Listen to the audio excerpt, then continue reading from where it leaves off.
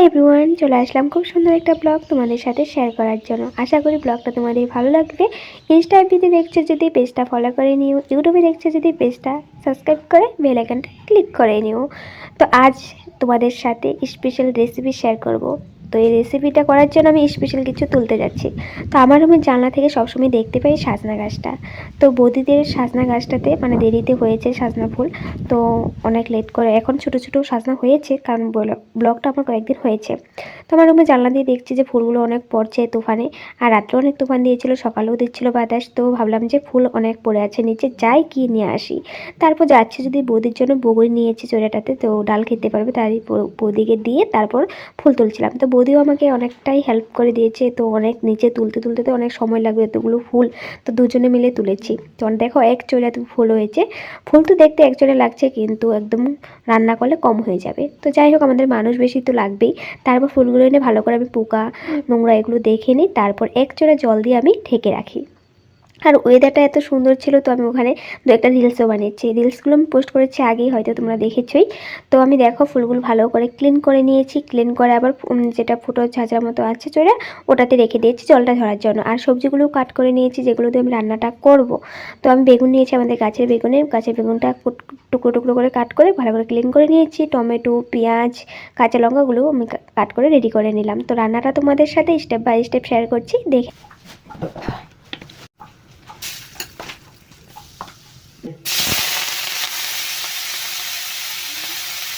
সর্ষে হলে নুন আর হলুদ দিয়ে হাফটা ফুল আমি ভাজা করে নিচ্ছি, আর হাফটা ফুল আমি বড়া করার জন্য রেখে দিয়েছি।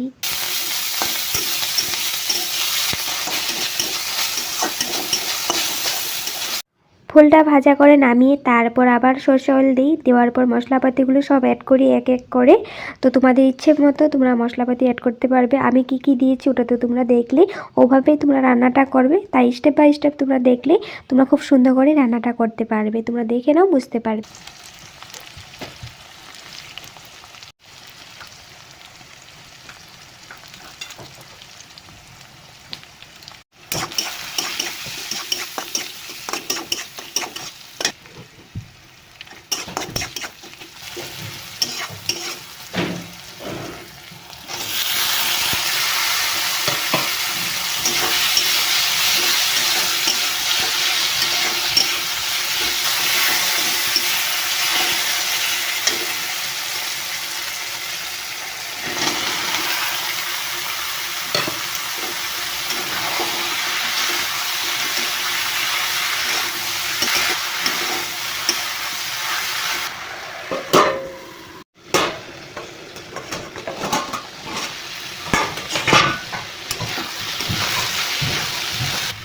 তো দেখো বন্ধুরা, বেগুন আর টমেটোটা ভাজা ভাজা হয়ে যাওয়ার পর আমি দিয়ে দিয়েছি ভেজে রাখা ফুলগুলো।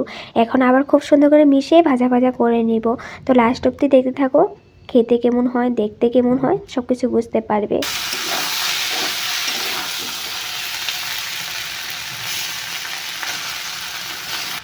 দেখো বন্ধুরা, ভাজাটা হয়ে যাওয়ার পর এখন আমি একটু বেশি পরিমাণে ধনেপাতা দিয়ে দিচ্ছি।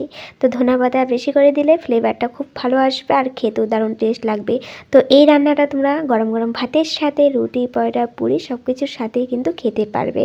খুব টেস্ট হয় খেতে, সত্যি বলছি, তোমরা রান্নাটা একবার ট্রাই করো। আমার ডাল, ভাত, সাজনা ফুলের এই সবজি রান্না কমপ্লিট হয়ে যাওয়ার পর ভাই আসলো মার্কেট থেকে মাছ নিয়ে। তো বলছে মাছ নিয়ে এসেছি। তো আমি বললাম ঠিক আছে, রান্নাটা আমার হলো, ভাজি, ডাল, ভাত, তো মাছটাও রান্না করে নিব। তো মাছটা এনে বলছে আজ অন্য মাছ এনেছে। আমি বললাম কী মাছ? তো বললো যে শোল মাছ এনেছে, শোল মাছটা তাজা ছিল, কেটে এনেছে। তো শোল মাছ খাওয়া তো অনেক ভালোই। তো মাছটা আমি ক্লিন করে নিলাম, নুন হলুদ দিয়ে মেরিনেট করব। তো শোল মাছ আগে আমি রান্না করেছি, কিন্তু শোল মাছের রেসিপি আমার ইউটিউব বলো, ইনস্টা এফবিতেই বলো, শেয়ার করিনি। তাই ভাবলাম মাছ তোমাদের সাথে শেয়ার করে দিই। তো মাছের জন্য যা মাছের লাগবে, মানে মাছটা রান্না করব, ওটাও আমি কেটে রেডি করে নিই। এখন মাছগুলো ভাজা করে রান্নাটা করব।